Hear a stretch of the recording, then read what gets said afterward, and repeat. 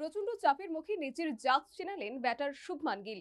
132 বলে তুলে নিলেন কাঙ্ক্ষিত 100 রান। ফলে বিশাখাপত্তনমের ভাইজাগে দ্বিতীয় টেস্টে ইংল্যান্ডের বিরুদ্ধে চালকের আসনে ভারত।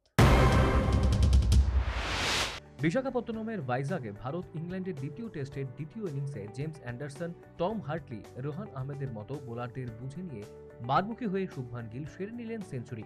টেস্টের তৃতীয় দিনের লাঞ্চের পর মাঠে নেমেই তৃতীয় সেঞ্চুরি পূর্ণ করলেন শুভমান। 132 বলে সেঞ্চুরি করলেন তিনি।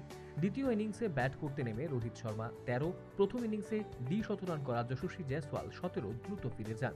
এমনকি শ্রেয়স আইয়ার 29, রজত পাটিদারও 9 সেট করে উইকেট ছুড়ে দেন। যদিও শুভমানকে আটকে রাখা যায়নি, চাপের মুখে চুপসে না গিয়ে পাল্টা মার দিলেন তিনি।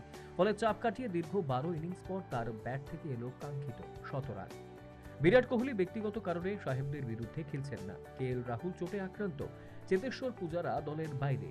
এমন প্রেক্ষাপটে শুভমানকে 3 নম্বরে ব্যাট করতে পাঠিয়েছিল টিম ম্যানেজমেন্ট। এই নম্বরে বারবার ব্যর্থ হলেও এবারে সেঞ্চুরির মুখ দেখলেন।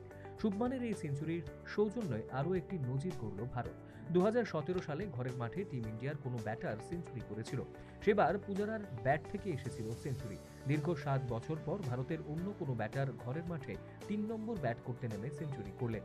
প্রসঙ্গত উল্লেখ্য, সীমিত ওভারের ক্রিকেটে রানের পাহাড় গড়লেও টেস্টে তার পারফরমেন্স আহামরি নয়। নিজের নামের প্রতি সুবিচার করতে ব্যর্থ শুভমান গিল। গত কয়েক মাস ধরে তাকে এমন কটাক্ষ হজম করতে হয়েছে। চলতি সিরিজের প্রথম 3 ইনিংসে শুভমানের ব্যাটিং দেখে মনে হচ্ছিল টিম ইন্ডিয়ার তরুণ ব্যাটার একেবারেই ছন্দে নেই। স্পষ্ট বোঝা যাচ্ছিল তিনি চাপে রয়েছেন। তবে সেই চাপকে বারবার গ্যালারিতে ফেলে দিলেন পাঞ্জাব তনয়। Bureau report, news vanguard.